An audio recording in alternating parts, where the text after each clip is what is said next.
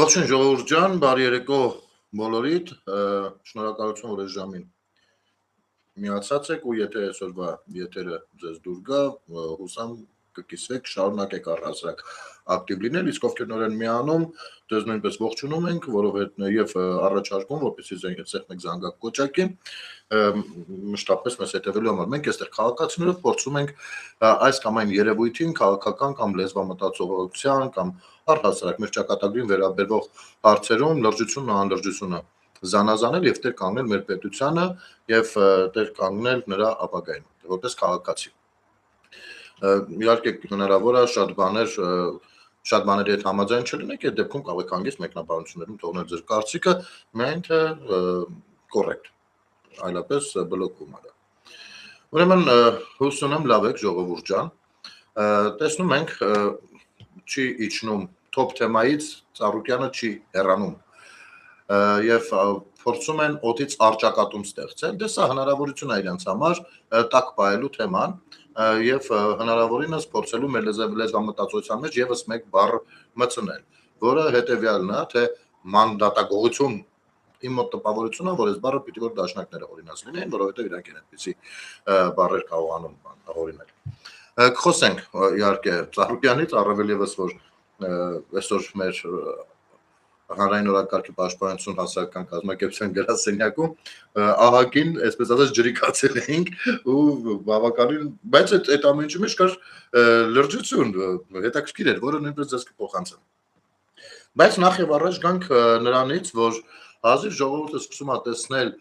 գործողություններ ու արդեն այդ գործողությունները հանդիպում են հանրային տիրույթում որոշակի դիմադրությունների։ Ինչու է այդ դիմադրությունները նրանք շատ լավ հասկանում են, որ Նիկոլ Փաշինյանը կարող է մեղմել իրավիճակը կամ որոշակի զորությունների գնալ, որպեսզի հանկարծ այնպես չլինի, որ բունտ հասունանա, չգիտեմ, մարդիկ սկսեն այլ կերպ մտածել։ Ոչ, այս պարագայում ես ստիպված եմ քաջալերել Նիկոլ Փաշինյանին առանց հետ քայլ անելու շարունակեք process-ները, որովհետև անկախ նրանից դուք Ծառուկյանին այնտեղ Ծառուկյանը կձերբակալվի, Քոչարյանը, Պողոսը թե Պետրոսը, էս է իրենց շրջանակը։ Դուք մի նայեք, մի գումարեք թվերը իրար, մի նայեք, որ այսքանը խոսում են սրանից, այսքանը սրանից, ոչ, դրանք նույն խոսողներն են, որոնք ինչ անեք խոսում են։ Ինչ անեք, սա իրանց ներուժն է, հանկարծ չընկրկեք։ Հիմա այնուամենայնիվ մարդիկ կան փորձում են դա անել նաև մանիպուլատիվ ձևերով, մենք ուշով հետևում ենք, ուսումնասիրում ենք, համենայն դեպս ես նայում եմ, թե որ դեպքում որ կնոպկեն են սեղմել եւ ովքեր պիտի առաջին գիծ գան, ովքեր նահանջեն երկրորդ գիծ, միջալոց ասեմ, որ վատ չեն աշխատում եւ եթե այդպես համակարգված աշխատեին օրինակ Արցախի հարցում կամ Հայաստանի Հանրապետության զարգացման հարցում վստահաբար կհաջողեին, բայց չէ, իրենց գործը դա չի եղել։ Ով նրանց թույլ կտար, որպեսզի նրանք լծվեին Հայաստանի Հանրապետությունը զարգացնելու գործին։ Հիմա ես մի օրինակ բերեմ, սա բազմաթիվ օրինակներից մեկն է, բազմաթիվ օրինակներից, բայց այնուամենայնիվ դե չենք կարող բազմաթիվը ցույց տալ, չէ՞, գոնե մեկն ենք ընտրում այդքանից, ու սրա հիման վրա փորձենք շարադրել եթերի առնվազն առաջին մասը։ Խնդրեմ։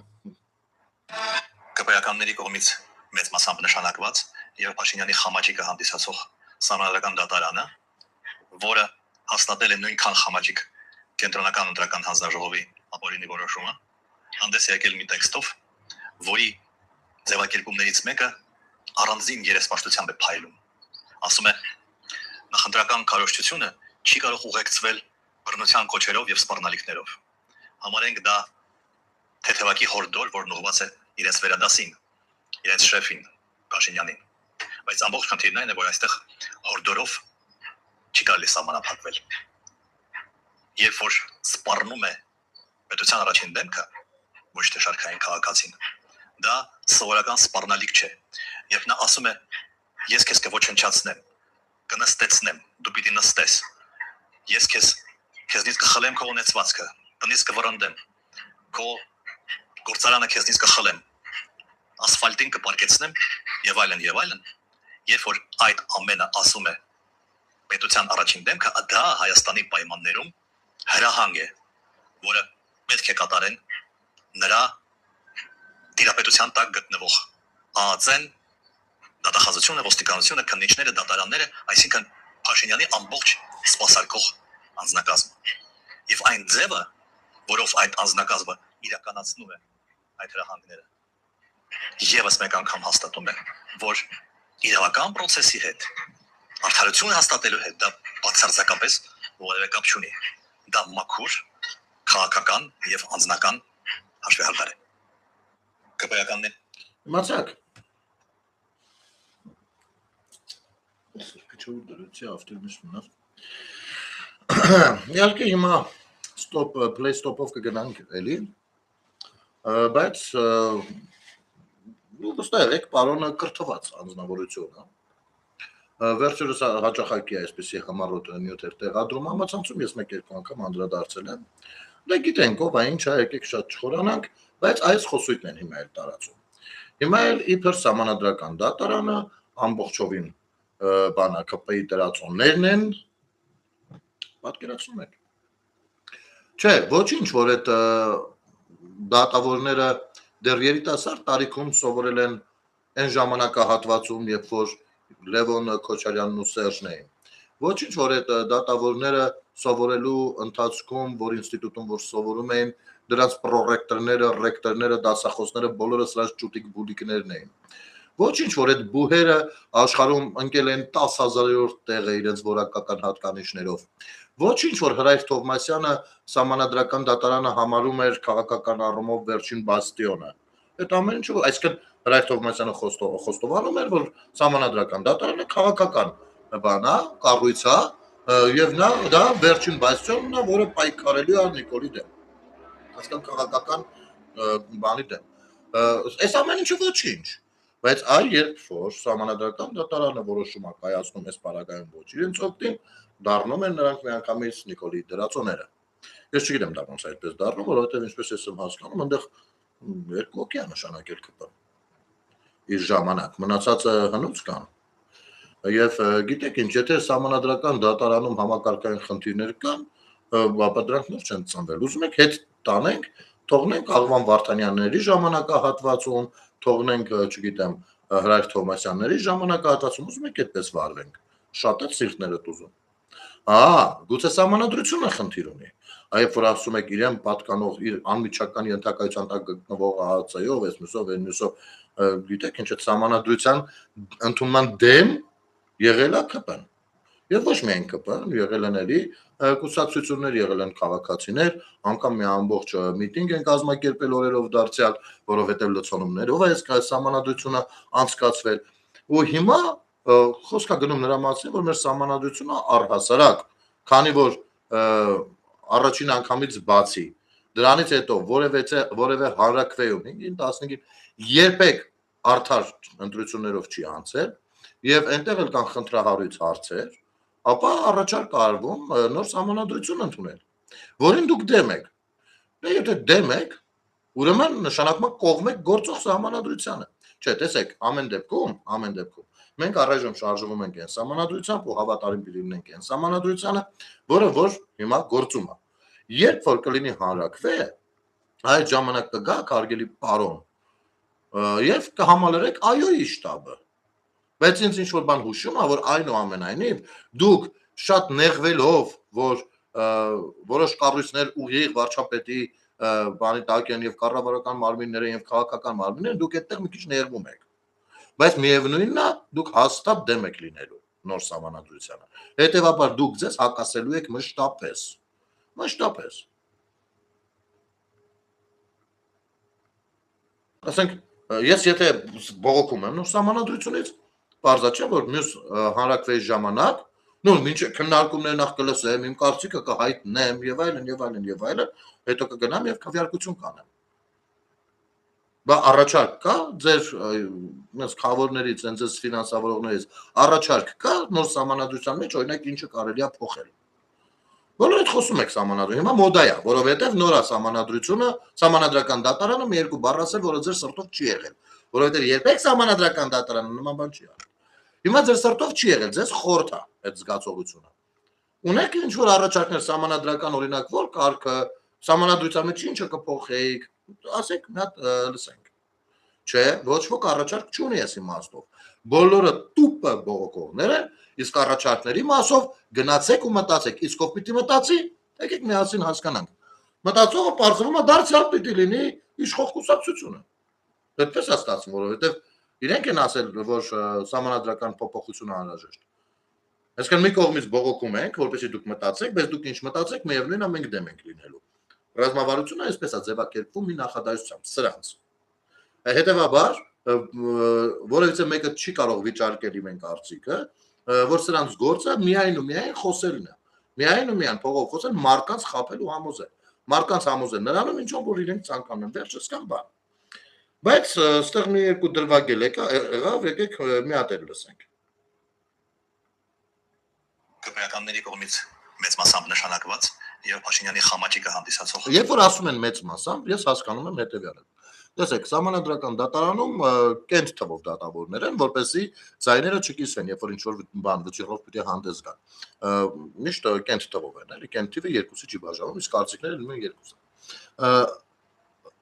Մեծամասնություն ես հասկանում եմ այդ կենտ թվի մեկով ավելին։ Այդ երկու կողմից մեկով ավելին մեծամասնությունն է։ Քանի օգուտ է բաղկացած սահմանադրական դատարանը։ 7 թե 9։ Ինչ որ է, դա նշանակում է, որ այս մարդիկ ասում են առնվազն 4 հոգին։ Անուններ ասեք, դուրս եկեք պայքարի։ Հանդիսացող սահմանադրական դատարանը, որը հաստատել է նույնքան խամաճիկ կենտրոնական ընտրական հանձնաժողովի որոշումը, հանդես է եկել մի տեքստով, որի կենտրոնական ընտրական հանձնաժողովի որոշման ինչն է ապօրինի, ասես։ Նա տեսի մեկի տակ միացրու, էլի առաջանք։ Կենտրոնական, երբ որ դու բնութագրում ես, ասում ես, օրինակ, երբ որ ես ասում եմ, այս ինչ բանը ապօրինի է, կամ շեշտում եմ, որ իմ միացրու։ Լավ է, չէ, մեկի տակ, առաջան, ամենակամացը։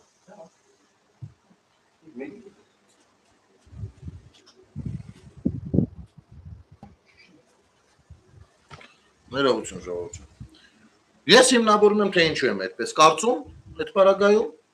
Հիմա էլ նորմալ Շահանջան վենտիլյատորը միացրած չէր, ինձ թվաց, որ 3 ձայնը դրա համար է խզոց եղել։ Եթե հիմա էլ նորմալ, ուրեմն ես շատ չշոկ եմ, էլի։ Ուրեմն նայեք, հիմնավորում եմ, չէ, այս sense եմ կարծում, որ կարող է իմ կարծիքը սխալ է։ Ես չեմ ասում, եթե ես sense եմ կարծում, ուրեմն պարտադիր դա ճիշտ է։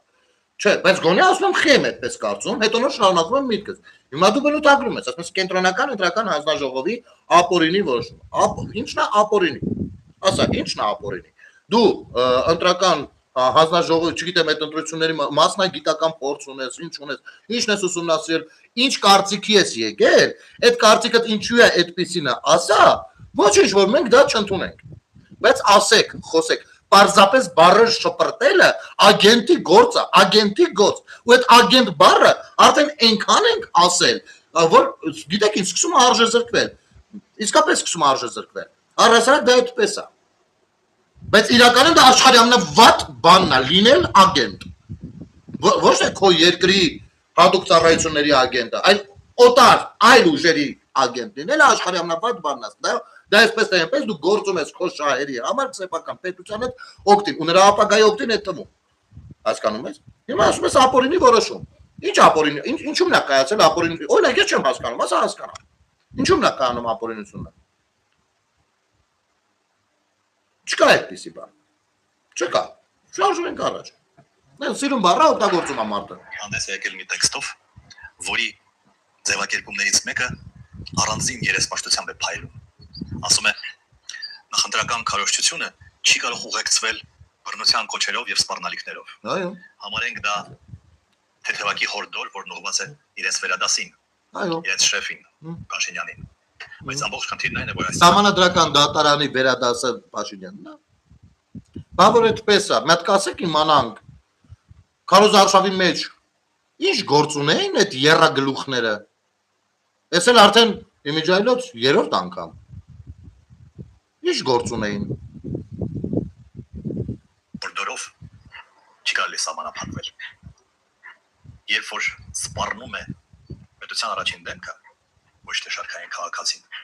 դա սովորական սպառնալիք չէ։ Երբ նա ասում է, ես քեզ կոչնչացնեմ, Սուտ։ կնստեցնեմ, Սուտ։ պիտի նստես։ Ես քեզնից կխլեմ քո ունեցվածքը, Մեծ ես սուտ։ կվռնդեմ։ վատ սուտ, Գործարանը քեզնից կխլեն, սուտ, ասֆալտին կպարկեցնեն, սուտ, եւ այլն եւ այլն։ Երբ որ եւ այլն հələ մի րոպե։ Այս սաղ սուտ էր։ Ասեմ սուտը ինչու՞մն է կայանում։ Գիտեք, երեք ես այդ օրինակը բերեցի, այն մի հատ ստորակետով միտքը փոխելու։ Հիմա այստեղ նույնպես գյոզերով փոխում են։ Ասենք հիմա որ խոսի, կլսենք ասենք հա, բայց մենք դες բան լսել ենք, չէ՞, նման է որովհետեւ։ Նման է։ Սա արդեն թուրքական ավելի գործունեություն է, որովհետեւ թուրքերն են սիրում, օրինակ տեղանունները, բան, այտենց նման անուններով փոխել, քիչ-քիչ թուրքականացնել։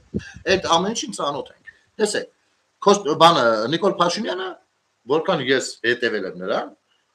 չի ասել, օրինակ, կնստեցնեմ։ Ասել դու նստելու ես։ Սա տարբեր բաներ է։ Սա շատ տարբեր բաներ է։ Երբ որ մարդը ասում է կնստեցնեմ, դա նշանակում է ցանկացած պարագայում ինքը հակված է, որ քեզ նստացնելու է, իսկ դու նստելու ես, նշանակում է, որ մարդը կարա տեղեկացված լինի, որովհետև գործող վարչապետն է, կներեք։ Ինքը իրան ներկայացրել ասել են, գիտեք, մեկը կա շատ արդեն համանուն, բայց ինքը նենց շիշկա է, էլի, այտենց չենք կարա նենց ձերբակալենք, ոնց որ օրինակ գնելին կձերբակալենք։ Այնտեղ միջազգային հարաբերություններ կան, բաներ կան, էլի։ Մի հատ կնայեք, էսի մենք հնարավոր է ասենց հազար ու մի քննարկումներ, փակ գաղտնի քննարկումներ։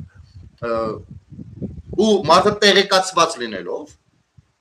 հասկանում է հատել ամփոփելով, թե ինքը ինչ ոնց կարա այդ ամեն ինչին հակադրվի, եթե լինեն քաղաքական ճնշումներ եւ այլն, հասկանում է, որ իր քաղաքական կամքը կարա ամեն դեպքում բավարարի օրինականությունը պահպանելու համար, ինչը որ չէր կարող ասել 18-ին, չնայած նույնպես ասում ասֆալտ եք լիզելու, բայց չէր ասում ասֆալտ եմ լզացնել տալու։ Ես ուրիշ ձև չէ, տենց էր ասում։ Մի խոսքով, նստելու եք։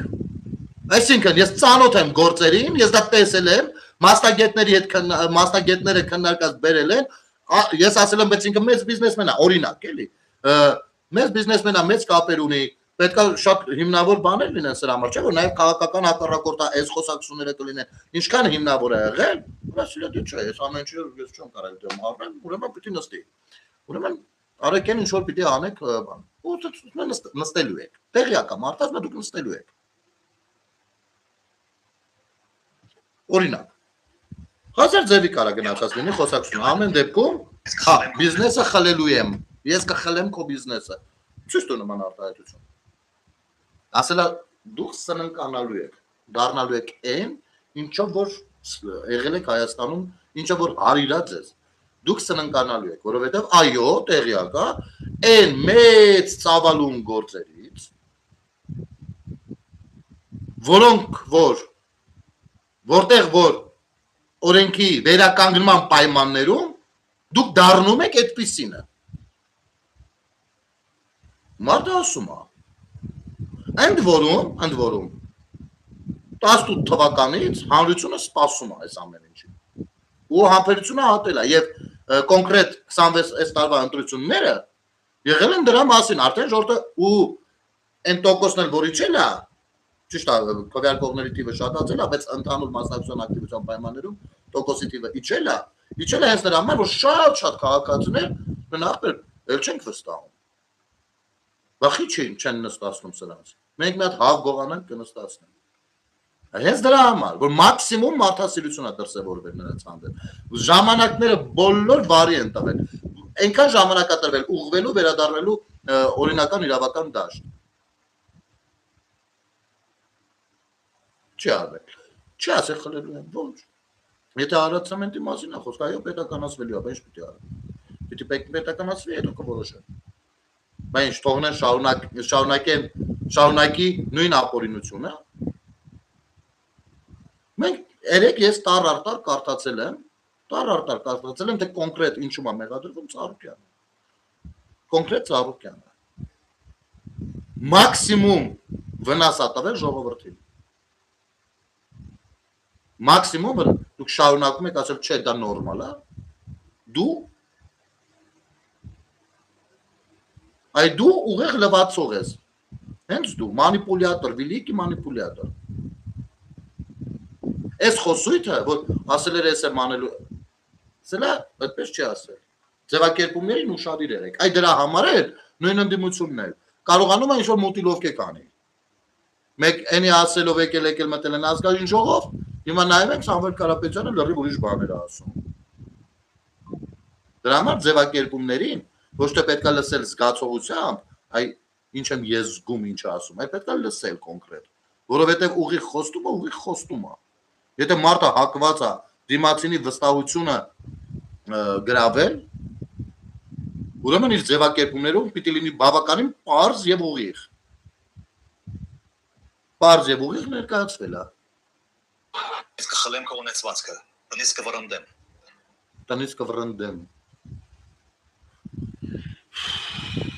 Լավ, միտքը հասկացանք երևի։ Հասկացանք, չէ՞, ինչ է ուզում ասել։ Ինչու՞մն է սրա այս ամեն ինչի տարբերությունը։ Եվ այնպես ինչպես որ ասել է Փաշինյանը, հանրությունը այնպես ինչպես որ հասկացել է, ասել է, օքեյ, գնացելու մանդատ է տվել։ Հիմա հանրությունը պահանջատերն է։ Ասել ես, ես արա, ես էլ ես անեմ։ Ես արել եմ, հա, դե հիմա կոերտա։ Ու սպասում է։ Դու ինչ կանեիր։ Լևոնի նման կփախներ կարևոր պահերին, Քոչարյանի նման մարդասպանություն կաներ կխապեր, Սերժի նման կխապեր, ինչ կանեք։ Այսինքն դուք ոնց սովորեք, որ քաղաքական թիմը ինչ որ մի բան ասի ու չանի։ Ուրեմն ես ձեզ հիշեցնեմ, ոնց որ թե ձեր հիշողությունը այդքան էլ լավը չի։ Դուք երբևէ մինչև 18 հեղափոխությունը ու մինչև հիմա, դուք երբևէ որևիցե ընտրություններում Կարոզ Արշավի մեջ ոչ Քոչարյան Ռոբերտ եք տեսել, ոչ Սարգսյան Սերժ եք տեսել։ Նրանք մաքսիմում վերջին օրը եկել կանգնել են միկրոֆոնի մոտ, ալարելով Սերժը, Քոչարյանը էլ չի արել։ Ալարելով մի հատ նախադասություն, ասել տեքստը կարդացել էլ գնացել է։ Այսպես են հանրությունից ձեն խնդրում, գալիս են դռնե դուռ, անձ առ անձ փորձում են ներկայացնել իրենց ծրագիրը, փորձում են վստահությունը մարդու գրավել, փորձում են խոսել քաղաքացու հետ շփվել։ Այգեիշեք Քոչարյանը ընտրություններից մի երկու ամիս առաջ մեկ հարցազրույց էր տվել, թե կներեք, մինչև ընտրություններն էր, էլի, ես ապշած եմ, ոնց կարելի է այդպես հարցազրույց տալ, ասում է բանը, բայց պետք է որ ես ընկնեի քաղաքից քաղաք, մարդկանց հետ հանդիպեի, եթե հետո չգիտեմ ինչ, մի խոսքով։ Այսինքն մարդը ակնհայտ ցույց էր տալիս, որ ինքը խիստ նեղված է, որ իր ձեռից բռնի քաղաքից քաղաք Քարոզ Արշավի են տարել։ Ինձ թվում է, այս անգամ էլ է լավ նեղվել։ Այս անգամ էլ լավ նեղվել է, որովհետեւ տեսնելով թե ոնց է լեզուն փաթ ընկնում ամեն հասարակ բառ ասելուց, հələ բառերին չասած, արդեն հասկանում ես ինչ տանջանքների միջով անցան այդ խեղճ մարդիկ։ Ու այ հենց այստեղ է որ նայում ես ասում ես իսկ վստահ եմ սրան հիմա ես բայց խիա հիմա տեղի ունենում ու դա նույնպես ձեռքբերումն է ժողովրդավարության ձեռքբերումն է դա Քարոզ Արշավը պետք է դուրս գաս ու քայլես պետք է դուրս գաս ու հանդիպումներ կազմակերպես իմիջայլոց այս Քարոզ Արշավին ես ոնց հասկացա դարձյալ ամենաակտիվը ԿՊՆ-ը մտել է բակ առ բակ Դուք ինչ եք արել, մեծ տեղերում նացած հավաք, արագ-արագ ես ձեր մանկլավիկները սրան նրան արևաններին բարեկամներին հավաքել, բերել են, որ մարդների դատարկ չլինի, խոսել եք, կարևորը 8 միլիոնատ կամերայով նկարվել, տարածել եք, իբր ես ինչ տեղնել է։ Սա է եղել։ Սա է եղել։ Լավ։ Ես առաջարկում եմ ամեն դեպքում Վերադառնալով Գագոյին եւ հույս ունենալով, որ այս դոդացումը վարակիչ չի, մի նյութ կարդամ ու շարունակենք, հա։ Ուրեմն ԱՄՆ ֆինանսների նախարարությունը հայտարարել է Իրանի նկատմամբ նոր պատժամիջոցների սահմանման մասին։ Ուշադիր լսեք։ Սահմանափակումներ են կիրառվել 3 իրանական ընկերությունների նկատմամբ, որոնք զբաղվում են արժույթի փոխանակմամբ։ Ինչպես նաև Իրանի եւս 2 ֆինանսական կազմակերպությունների դեմ։ ԱՄՆ ֆինանսների նախարարության պնդմամբ այդ կառույցներն օգտագործվել են միջազգային պատժամիջոցները շրջանցելու եւ Իրանի պետական կառույցների հետ կապված ֆինանսական գործարքներին աջակցելու նպատակով։ Բացի այդ, պատժամիջոցների ցանկում է հայտնվել անշարժ գույքի ոլորտում գործող իրանական խոշոր միջազգային ընկերություն ամերիկյան կոմիտեներով են կապված է Իրանի Իսլամական հեղափոխության պահապանների կորպուսի եւ Իրանի գերագույն առաջնորդ Մոջթաբա Խամենեիի հետ։ Ինչու՞ սա կարդացի, ոչ, ես չեմ ցանկանում մտնել գեոպոլիտիկ դաշտ, աշխարհակաղակական դաշտ, Միացյալ Նահանգներ Իրան, համենայն դեպս ես եթերով հաստատ չեմ ցանկանում, բայց ես ուզում եմ ուշադրություն դարձնել, ինչու՞ սա կարդացի։ Ուրեմն Իրանը եւ ոչ միայն Իրանը, աշխարհում 2-3 նման պետություն հայտնի են փողերի լվացման սխեմաներով։ Սրանք կներեք այս բառը օգտագործելու համար, բայց փողերի լվացման կոնկրետ այն մաքսիմում այնպեսի համակարգեր են, որ այլ ասելու չի, բացարձակ ասելու չի։ Հիմա այսօր զրուցում ենք ու հասանք մի կետի, որ ասենք ելպես մի րոպե Սարուկյանի գործը վերաբերվում է իրանցիներին ու փողերի լվացման սխեմային։ Այսինքն ստացվում է, որ սա փողերի լվացման մասնագետների մոտ կոնկրետ որոշել է սրանց քցի ու փողերը փող լվանա։ Հասկանում եք։ Եկեք նայեք, երկու ոտով որտեղ է մտել փորձված աղվեսը։ Հետո սպառնացել է որ եթե հանկարծ բողոքիկ նայեք բացը։ Սպառնացել է նրանց, ովքեր որ աշխարհում ահաբեկչական մի քանի խումբ իրանք են այդ ֆինանսավորում, հասկանում եք դուք։ Սա մոտավորապես այս մտքի վրա խնդում ենք, էլի դու ո՞նց կարաս գնաս փողեր լվացող վարպետների մոտ, որ ասերի մոտ ու որոշես ու այդ ամենը նենց անես, որ երկու երկրում միանգամից գործը հարուցվի, համընդեղ համստեղ։ Էս Չկաս ես բան, ես նույնն է, ոնց որ դու որոշես, չգիտեմ, պակիստանցիներից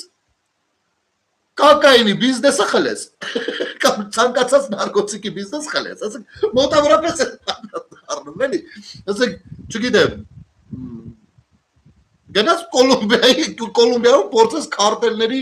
բացես ու տես քցես իրանց այդ թեմայի մեջ, էլի, ասենք սա մոտավորապես նույնն է, մարդ ինչքան պիտի ասենք չեմ ուզում այդ բառերը, բայց կակայից էլի դոդրլի որ դա անի, էլի ասենք, ո՞նց կարելի արա։ Դու գնացել ես մի երկրի ներկայացուցիչների, ովքեր որ փող լվանալը իրանց առօրյան է։ Հասկանում եք։ Ո՞նց կարելի է սես բան անել, էլի, ու որոշել, որ հնարավոր է դա չբացահայտվի։ Ցնդելու բան։ Հիմա տեսեք այդ կրիպտովալյուտան բանը, սա ինչի համար է, այդ ամեն ինչի տիրակալներից մեկը Պարսկաստանն է։ Այդ ամեն ինչի հենց փող լվանալու մասին է այդ սա։ Հենց փող լվանալու մասին, որովհետև կրիպտո արժույթը չի երևում ոչ միտեղ։ Բարդ է, դժվար է դա, հասկանում եք։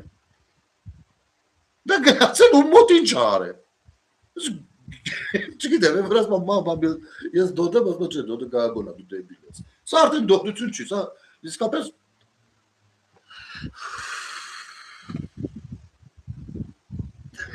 շատ ուժեղ ախր, էլի։ Ու ահաբեկես մարկանց, ումից այսօր ահաբեկված Թրամփը հայտարարություն էր արել, ասել էր, եթե հանկարծ պարսիկներին սպանեն, ամերիկան պարտավոր է անմիջապես Պարսկաստանը վերացնի ոչը։ Հասկանում եք, ում է ինքը գնացել իրարի ահաբեկել։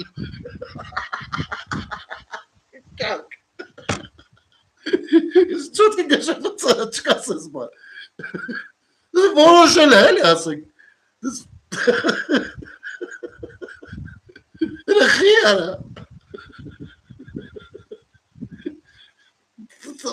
Չգիտեմ։ Ու հիմա եկեք նայեք ոնց են կառավարել երկիրը։ Женщина рассказала, что ее подруга попросила... Արես ռեկլամները որ... Այդո... Իրոպե կներեք ժողովուրդ ջան։ Աշխովս մի հատված ընդավ, ուզում եմ անպայման դա դուք էլ դիտեք։ Ու ես այստեղ բացարձակ չափազանցվածություն չեմ տեսնում, առհասարակ ես իմ զարմանալու ընդունակությունը կորցրել եմ, բայց եկեք վերհիշենք, թե ինչպիսին էր մի ժամանակ քաղաքականությունը։ Ինչեր կարող էր լինել։ Ներողություն էլի չի բացում։ Ասենց փորձեմ։ Այս հատվածը շատ կարևոր է։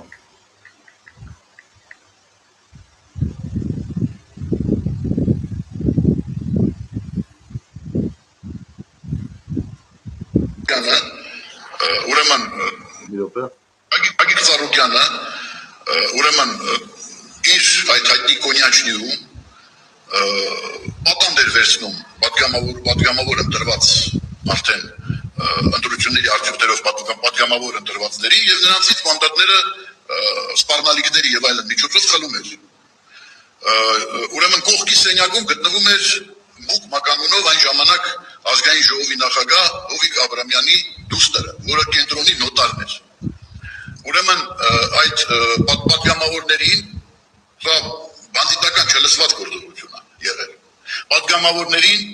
ստիպում էին հրաժարվել մանդատից եւ փաստաթուղթը ձևակերպում էին հենց տեղում սպառնալիքների ֆիզիկական հաշվեհարդարի սպառնալիքի միջոցով հրավիրելով արդեն երբ որ ստանում էին համաձայնություն, որտեղ տարբեր մարդիկ տարբեր պատճառներով, ինձ օրինակ, ես ինձ հավաստի աղբյուրներից տեղեկացրել էին, այն ժամանակ Սերժ Սարգսյանին մոտ մարդիկ են զորում, մասնավորապես Աղվան Վարդանյան օրինակ, որ ես վրաերթի եմ ենթարկվելու Ծառուկյանի կազմակերպած վրաերթի, այսինքն սպանվելու եմ, այսինքն այո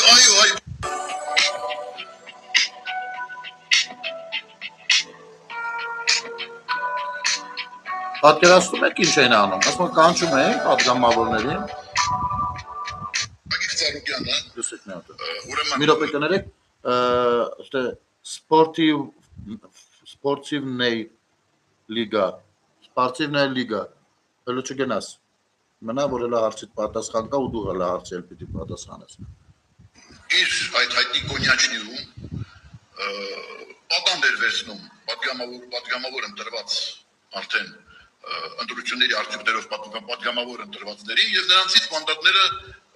սպառնալիքների եւ այլն միջոցով խլում էր։ Ուրեմն կողքի սենյակում գտնվում էր Մուկ Մականունով այն ժամանակ ազգային ժողովի նախագահ Հովիկ Աբրամյանի դուստրը, որը կենտրոնի նոտարն էր։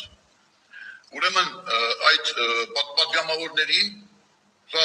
բանդիտական չլսված գործողություն է եղել։ Պատգամավորներին ստիպում էին հրաժարվել մանդատից եւ փաստաթուղթը ձևակերպում էին հենց տեղում սպառնալիքների ֆիզիկական հաշվեհարդարի սպառնալիքի միջոցով հրավիրելով արդեն երբ որ ստանում էին համաձայնություն, որտեղ տարբեր մարդիկ տարբեր պատճառներով, ինձ օրինակ ես ինձ հավաստի աղբյուրներից տեղեկացրել էին այն ժամանակ Սերժ Սարգսյանին մոտ մարդիկ են զորում, մասնավորապես Աղվան Վարդանյան օրինակ, որ ես վրաերթի եմ ենթարկվելու Ծառուկյանի կազմակերպած վրաերթի, այսինքն սպանվելու եմ, այսինքն այո, Ագիկ Ծառուկյանը։ Այք, ուրեմն դե իր վրա սպառնալիքները հələ մի կողմ, այդ արդեն ինքը կարա կամ եղել է կամ չէ, բայց ինքը ասում է մի բան, որը որ այնպես չի անհնար է թե տեղի ունեցած չլինի, որովհետև այո, նմանատիպ անձիկ օլու բան, դες մի կես շերեփ ուղեղներից վերցրած մարդկանց օգտագործում են հենց դրա համար, որպես գործիք, որ իրանց միջոցով գործեր անեն, բայց երբ որ ասում ենք թե այդ բանի ահի մտնոլորտը, բախի մտնոլորտը, բա ոնց էր ձևավորվում, Հոկոչյանը անձամբ ահի մտնոլորտ չէր սփռում, չէ, գործիքների միջոցով, ու ահա դրանցից մեկը, այսինքն սրանով սպանում էին քաղաքական միտքը Հայաստանում, մտքի զարգացումը, քաղաքականությամբ զբաղվել ցանկացող մարդկանց նախասիրությունների վրա էին ազում։ Դրա համար այսօր ադրությամբ երբ որ նստած ասում ենք, բախի այս ոլորտում ես թերություն են, դա ունի նաև իր իսկապես արտարացի բանը, պատասխանը, որ մասնագետների խնդիր կա։ Որ պետական գործի չմտնելու այդ ցանկությունն է մեծ։ Հասկանում եք, այսինքն չունենք մասնագետներ։ Այն ժամանակ հուշն են արել, ինչ որ բայց մարդիկ ասել են լավ, գնամ ես դառնամ էսի կամ էնի, եթե ու վերջ մարդիկ փորձել են ամեն մեկ իր գլխի ճարով ապրի։ Ու այսօրվա դրությամբ շատ ավելի բարդացել է դաշտում տեսնել քաղաքական գործիչների, իսկապես քաղաքական գործիչների։ Այ հիմա մի հատ եկեք ցուցակները նայենք, նույն Հայաստան դաշնքի ցուցակը նայեք, մի հատ խելքի գլխին քաղաքական գործիչ է, դասական քաղաքականությամբ զբաղվող, գոյություն չունի։ Ուժեղ Հայաստանի ցուցակը նայեք, դասական քաղաքականության ընկալ այս կուսակցությունները անգամ մինչև հիմա ռեալ չեն էլ ասել, իրենք ձախակողմյան են, աչակողմյան են, խառը ինչ որ աստղաբույլ է, աստղ բառը ասում տո իրաց մեջները ուռ է, ամենից ներկա պնակ է, որ մտել են ինչ որ բան անելու, ինչ որ բան խառնելու, Հասկանում եք։ Չկա քաղաքականություն հստակ ձևավորված։ Ու իսկ այն ուժերից էլ, որտեղ որ մեկը երկուսը կան, որ իրենց մոտ հստակությունը կա, անկախ նրանից դա ընդունելի է, թե ընդունելի չի, չի կարող ինչ-որ մի բան բոլորի համար ընդունելի լինել։ Այս ուժերը մնում են մշտապես դուրս, որովհետև ռեսուրսի խնդիր են ունենում։ Հասկանում եք։ Հիմա սրանց նմանների միջոցով, նայեք, հիմա այն որ ջահելներ կան, հերնել են ցած իրանք դրել են իրանք քաղաքական գործիչների դեմ սրա ցուցակով էսի ինչեր են խոսում, ինչեր են մեզ բաղբաճում, երբ որ ասում ենք ժամանակին քիչ էիք խոսում, օրինակ, ասում բայց գիտեք ոնց բան, sense բան, սպորտ սկսում են արդարանալ, բան, հա, ասում լսի, դու ժամանակին շատ էլ ուզեիր չէիր կարող խոսել, որովհետև էս մտնոլորտն է եղել, այնտեղ բացի քո այդ կիսատ պրատ մտածելակերպը ու լեզվիդ երկարությունը, պետք է նաև կոնկրետ սկզբունքայնություն, հանձնազոհություն էր պահանջում մտնել դրանց մեջ ու կարողանալ ինչ-որ բան անել։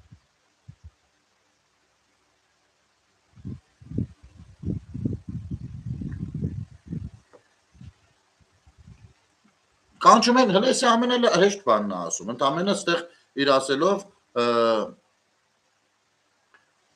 սպառում են ու մանդատները վայր դնել տալիս, մի խոսքով խլում տեղերը,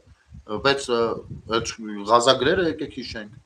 գազագիրն ինչը քաղաքական թիմի ներսում, քաղաքական թիմը կուսակցությունը ունի կուսակցության կանոնադրություն, կանոնադրության ամենակարևոր կետերը հենց բարեվարկության կետերն են, այսինքն դա քո հավաստիացումն է, որ դու այդ գաղափարների կրող ես, դրա համար ես դու այդ կուսակցում ու քո գործունեությամբ դու անընդհատ ու քո կենցաղով անգամ ապացուցում ես, որ դու այդ գաղափարների կրողն ես, որովհետև դա արձանագրված է կանոնադրությամբ։ Սրանք գազագիր էին վերցնում։ Սա քաղաքականություն չի եղել, սա հենց այո ցինիզմ է եղել, ցինիզմ բառացիորեն։ Եվ դրանով հենց այդտեղ կործանել են պետությունը, որովհետև այն իրական քաղաքականությամբ զբաղվելու ցանկություն ունեցողը էլ առաջ չի կարողացել գնալ։ Ուր գնա։ Ուր գնա։ Ով կգնա քաղաքական, ասենք որ մի նամուսով, ասենք օրինակ մարդը կգնա, ասի ես ուզում եմ քաղաքականությամբ զբաղվեմ, օրինակ լինեմ Բարգավաճ Հայաստան կուսակցության անդամ, բայց ինձ գազագիր չբերեք ստորագրին, որովհետև դա իմ սկզբունքներին դեմ է։ Всё, հաջողաբեր, դա ամենալավագույն դեպքում։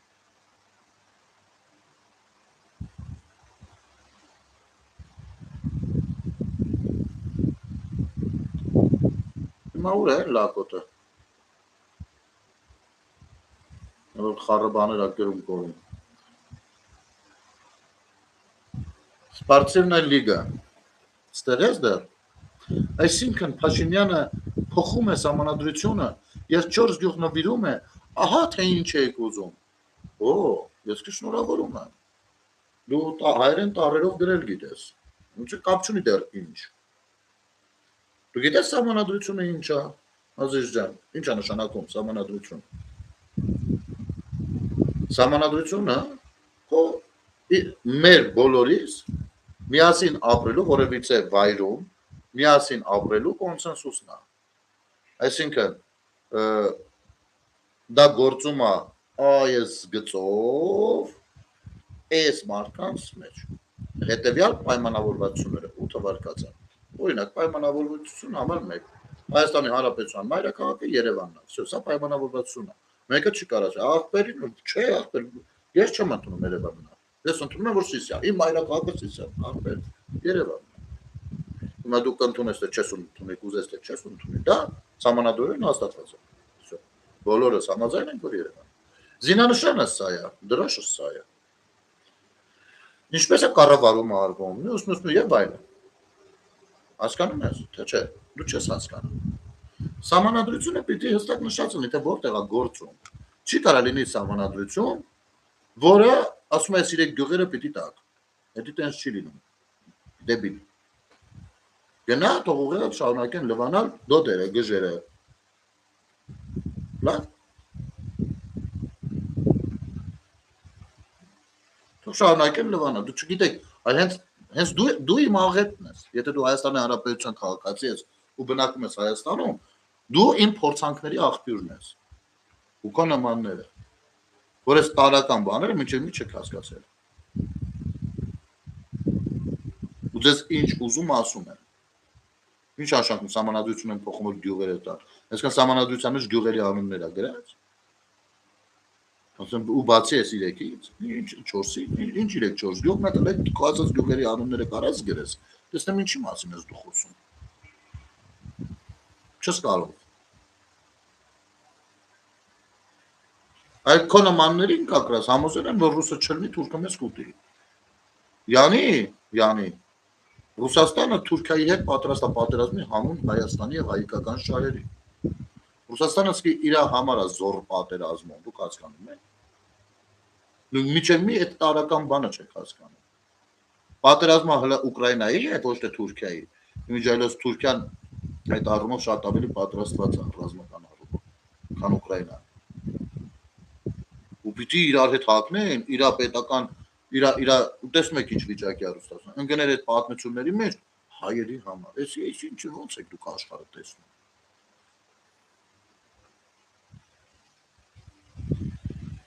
Ու քանի դուք գոյություն ունեք, այո, ազգային ժողովում լինելու են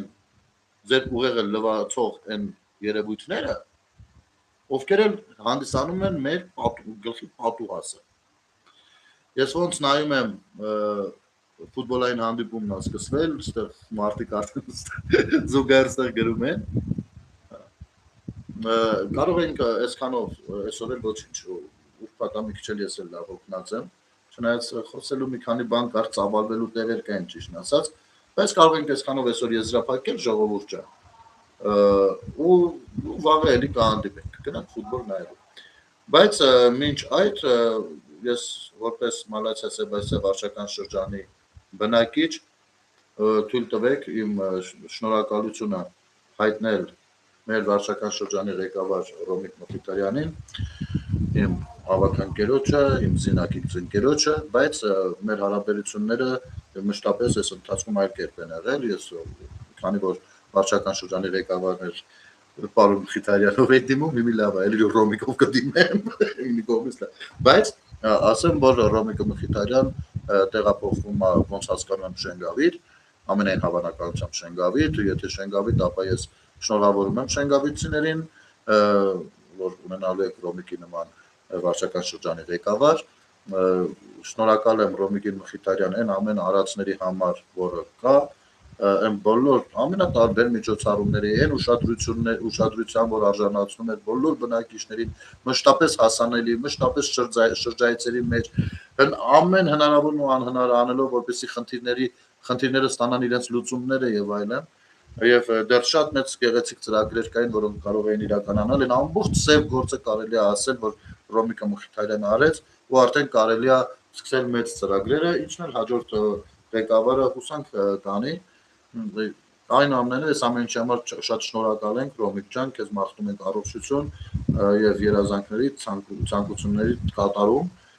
որովհետեւ այո, այս տարիքում դու դեռ ունես երազանքներ ու ցանկություններ կապված քո երկրի, քո հայրենիքի, քո ժողովրդի, մեր բոլորիս հետ, մեր բոլորիս ապագայի հետ։ Այնպես որ շնորհակալ ենք քեզ, եղբայր, կհանդիպենք արդեն այլ։